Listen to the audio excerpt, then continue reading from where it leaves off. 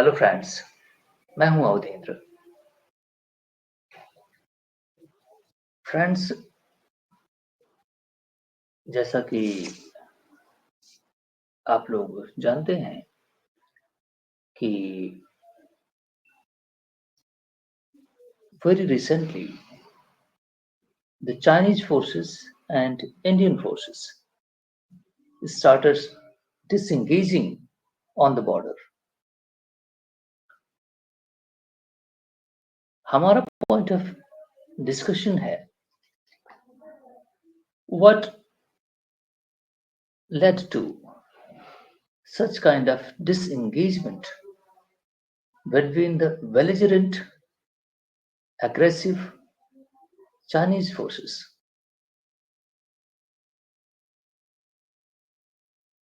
What was the development that led to such kind of disengagement?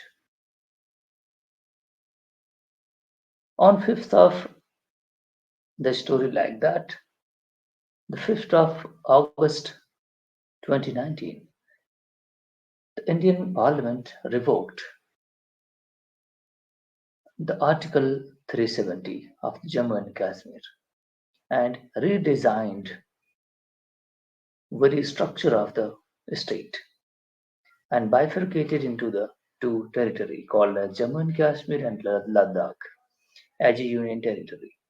Union territories means that is administered directly by the central government.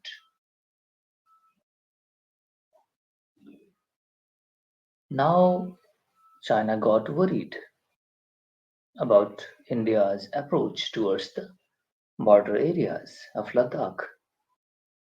This was the very fundamental reason for the development of a standoff between forces. China may have thought that the central government may can take the you know a resistive kind of approach towards the Aksai Chin region occupied illegally by the Chinese forces since 1962.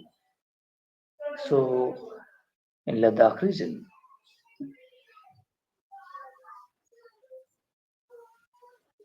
so my friends, in that context,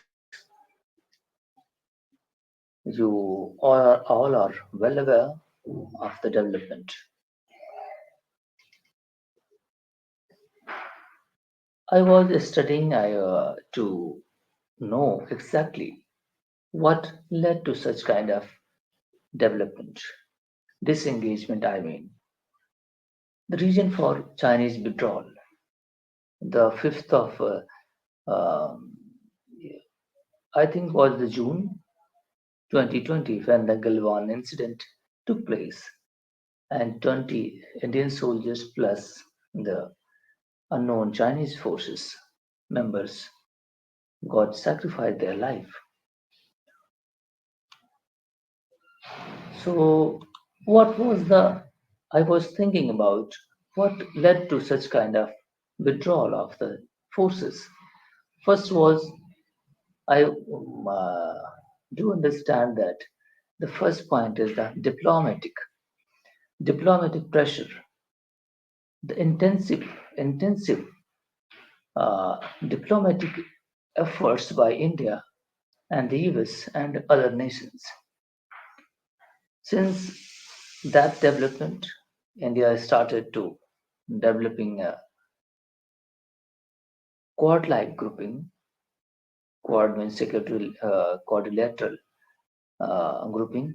Started engaging with the Japan, Australia, and US, and started to many security arrangements bilaterally, but not at the quadrilateral level. But yes, Mr. Prime Minister always saying that yes, we want free Indo-Pacific, and Quad will remain as it is. These two statements, Mr. Modi is always saying that. India's engagement with the Western nations is only much more aligned towards the free Indo-Pacific region. So that's the problem that China is facing because China is being encircled totally from east to the southwest region of China by their arch rivals. Even though India is, historically Chinese arch rival because China do consider it. China never considered India as a friend since inception, very inception, 1949 towards. But Mr. Pandit Jawaharlal Nehru wanted to make relationship with Hindi Chini Bhai Bhai, but that very concept actually failed to realize. And China wanted to lead because the leader was visionary on that time and a very rational thinker.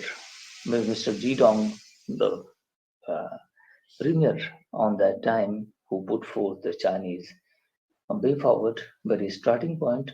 Since then, the PLA and its communist parties ruling and taking the various dimensions for the nation development in case of China, but aggressive nature, expansionist nature is annoying all the neighbors of China, including India and Philippines and Vietnam, uh, etc. So uh, the Chinese are being encircled by the uh, anti-China forces. So China is worried about that. And second thing is the military built-up. India strategically military deployment and infrastructure development. India also started to develop its villages into the bordering areas, tunnels, infrastructure being created, road and air bases on the border, and missiles and arms, ammunition, armed forces are being deployed all along the 3,888 kilometer long border with China. So China do worried about that कि India के साथ इस तरह से deal नहीं किया जा सकता. Hmm. We must have to rethink about India's strength. So they are right now thinking about. ये बात तो तय है कि वॉर में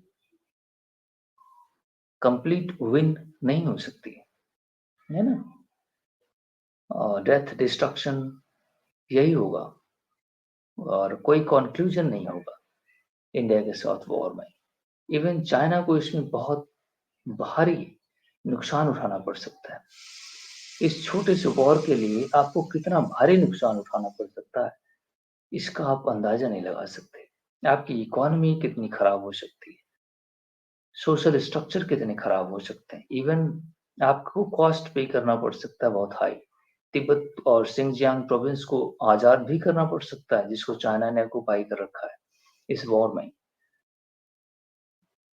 ये वॉर जो जहां पे ले जाएगी जो मेरे को स्ट्रक्चर ड्रॉ होता है ये बहुत भारी नुकसान चाइना को होगा अगर इंडिया के साथ उसने मैसअप किया तो है ना जो मैं देख पाता हूँ क्योंकि इंडिया के साथ आज कल वेस्टर्न फोर्सेस भी मौजूद हैं from US and money other Taiwan उसका दुश्मन बन बैठा है फिलीपींस वियतनाम मैं ये नहीं कह रहा हूँ कि इंडिया के साथ एंगेजमेंट होगा मिलिट्री एंगेजमेंट तो ये लोग भी अटैक करेंगे दैट डजंट मीन दैट लेकिन अगर प्रोलॉन्ग ये वो जो वॉर होती है ये प्रोलॉन्ग वॉर होगी 2 4 6 सालों तक नहीं तो उससे चाइना के ट्रेड और बाकी सारी चीजों पर बहुत भारी इम्पैक्ट पड़ेगा क्योंकि उसका 80% of the maritime trade and 40% of the world trade passes through the Indian Ocean region. So ये भारी नुकसान उठाना पड़ सकता है तो चाइना का ग्रोथ डेवलपमेंट डेथ डिस्ट्रक्शन सारी चीजें पॉसिबल है ना अब इंडिया के पास भी 12,000 किलोमीटर की मारक क्षमता की मिसाइलें भी मौजूद है जो हमारे सदर्न रीजन तक चाइना के जा सकती हैं इवन दो रशिया और आर्कटिक रीजन तक so China is not immune okay so the technological prowess that the China have and they are developing at the rate. So only ये एक मुझे नजर आता है चाइना ने ऐसा क्यों किया था एक साइकोलॉजिकल वॉर थी to build up the pressure on the Indian leadership instead of the military engagement. मैं ऐसे समझता हूँ और वो चाहता था कि मैं एशिया में और यूएस पूरी दुनिया में रूल करे और ये दोनों लोग अपने कोऑर्डिनेशन बना करके इस दुनिया को आगे बढ़ाएं मल्टीपोलर वर्ल्ड जो आजकल बात होती है वो बाइपोलर वर्ल्ड में हो ऐसा चाइना का एजम्पशन है लेकिन अनफॉर्चुनेटली इंडिया भी उसमें उस इंडिया को उसने मिसअंडरस्टूड किया मिसअंडरस्टैंड किया और फिर इंडिया ने अपने स्ट्रेंथ को उसमें शो किया कि India has inherent power.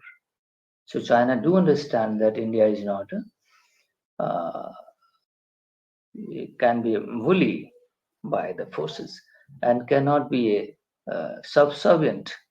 Okay, towards the China, हम चाइना के इफेक्ट को सब्सक्राइब नहीं करते. We will repel the factor of Chinese influence. So China do understand that this is a multipolar world. Even Germany के जो अभी chancellor साहब आए थे ओलाफ शोल्ज साहब वो भी यहाँ पे इंडिया के अंदर स्पीच देते वक्त उन्होंने कहा कि this is a multipolar world and Europe is also a world in the multipolar global phenomenon. So if the Western countries are accepting that this is the multipolar world, then definitely there would be, because they were ruling since the Second World War. But yes, the multilateral reforms is taking place. Multilateral bodies, world bodies, is now under pressure. They must have to reform their mandate, their way of doing business. So India is definitely improving its, political, economic, and various influence at the global stage. So these was the two reason, and third reason is the economic cost. I told you, it has a very huge economic cost on China. And third is international criticism, because China first moved their armed forces towards the border. Then aggressive expansionism, the Chinese aggressive expansionism towards the South China Sea, and every bordering area, they want to expand their territorial, expansion. So Mr. Prime Minister Modi is also claiming that China is aggressive and expansionist nature. So, and the fifth component is weather condition. Weather condition is also being considered into the war because of the harsh territory of Ladakh and Jammu and Himachal and Arunachal is the very, harsh climate there. ठंडी इतनी हो जाती है कि उस case में ठंडी से वॉर करना बड़ा मुश्किल हो जाता है तो एनिमी से वॉर करना तो डिफिकल्ट होता ही है. So these 5 components actually led to the development, but yes, the 2 component is very important. One is the international India's political and clout, और इंडिया ने कोऑपरेशन करके जिस तरह से चाइना के खिलाफ बिल्डअप करने की कोशिश की है, इंडिया ने अपनी स्ट्रेंथ को इम्प्रूव किया है. ये भी एक इम्पॉर्टेंट फैक्टर है कि आप डिटरेंस पैदा करते हैं, बिकॉज इंडिया कभी ये क्लेम नहीं करता, और न्यूक्लियर वॉर मैं तो नहीं समझता कि होनी चाहिए या होगी. अब वॉर की स्ट्रक्चर भी मैं एक दिन एक्सरसाइज कर रहा था, तो उस दौरान भी मैं इस मामले को सोच रहा था कि ये अब जो सेकेंड वर्ल्ड वॉर के बाद दुनिया बन रही है, ज्यादातर टेरिटोरियल एक्सपेंशन करना, किसी को टेरिटोरियली कैप्चर करना या कॉलोनाइजेशन जो प्रोग्राम था, वो किसी लैंड को ग्रैब करना, नहीं, उसको ऑक्यूपाई करना। ये कॉन्सेप्ट धीरे-धीरे खत्म होता जा रहा है दुनिया से, है ना? अब कॉन्सेप्ट आ रहा है इन्फ्लुएंस गेन करना, पॉलिटिकली एक्सप्लॉइट करना, इकोनॉमिक एक्सप्लॉइटेशन करना, उनको सबवर्ट करना, सबमिशन करना, साइकोलॉजिकल दबाव बना के रखना। ये सारी चीज़ें आ रही हैं। उसकी इकोनॉमी पर अपने डिपेंडेंसी रखना, आपके इन्फ्लुएंस को मेंटेन रखा जा सके। ये फिनोमेनन क्रिएट करने की कोशिश की जा रही है दुनिया के अंदर। इसलिए नॉन काइनेटिक वॉर की तरफ लोग जा रहे हैं, जिसमें से कि आप डिजिटल वॉरफेयर स्टार्ट करते हैं। Grid connectivity, electricity, critical infrastructure जो है, आप उसको डिस्टर्ब कर देते हैं। किसी कंट्री के बीच डिस्टर्बेंस नहीं, तो उसकी इकोनॉमी की स्ट्रैंगुलेशन कर देते हैं। तो ये सारे फिनोमेनन जो हैं, ये आप करते हैं उस कंट्री को डिस्टर्ब करने के, क्योंकि टेरिटोरियल ग्रैबिंग करना, कॉलोनाइजेशन करना, ये किसी का प्रोग्राम अब नहीं है। एटलीस्ट जब से यूनाइटेड नेशन बन गया है, तब से सिक्योरिटी की, टेरिटोरियल इंटीग्रिटी की एक अपनी सैंक्टोसैंक्ट सैक्रोसैंक्ट एक कॉन्सेप्ट बन गया है कि ये काम नहीं करना है। मे बी कि आगे दुनिया बदलती है तो क्या होता है, ये मुझे नहीं पता। लेकिन डेफिनेटली आज के भी प्रेजेंस में ऐसा किसी का माइंडसेट नहीं है, किसी टेरिटरी को ऑक्यूपाई किया जाए या फिर किसी को ग्रैब कर लिया जाए, है ना? तो इस तरीके से, इसलिए आर्म फोर्सेस ऑक्यूपेशन क्यों है? ये टेरिटोरियल डिस्प्यूट बाउंड्रीज का मसला अभी फंसा हुआ है, तो इसलिए आर्म्ड फोर्सेस रखी गई है। लेकिन धीरे-धीरे जो स्ट्रक्चर है वॉरफेयर का, ये पूरा बदलता जा रहा है। सो इस कॉन्सेप्ट को हमें समझना चाहिए और देखना चाहिए कि क्या हो डेवलपमेंट हो रहा है। लेकिन China do understand its behaviour right now changed. BRICS की जो मीटिंग अभी हुई है प्राइम मिनिस्टर मोदी और शी जिनपिंग के बीच बॉर्डर डिसंगेजमेंट के लिए,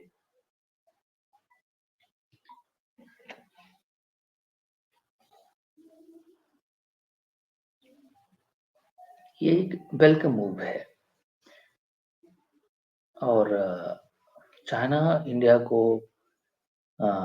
उस हिसाब से अपना नहीं देखता है, उसको पार्टनर के हिसाब से देखता है, रीजनल पार्टनर के हिसाब से। और इंडिया का एक अपना जो शेयर है और चाइना का जो अपना शेयर है at the global stage, China do understand that हम इंडिया को सबमिशन नहीं करा सकते, है ना? सो इसके साथ हमें कोऑपरेशन करना होगा, है ना? Change the behaviour. Billion plus people, बाकी सारी चीजें, ट्रेजेक्टरी है इकोनॉमी ग्रोथ की, बाकी है ना डायमेंशंस, इंडिया के पास फ्यूचर बेहतरीन है। तो because of the inherent power of India, strength of India. So China do understand that India के एशिया इवन द वर्ल्ड के अंदर मल्टीपोलर वर्ल्ड बिहेवियर होना चाहिए, है ना? इस तरीके से चीजें सेटअप की जा रही हैं और इंडियन लीडरशिप भी आजकल बहुत एग्रेसिव, एटलीस्ट सेंटर में बहुत अच्छी लीडरशिप है।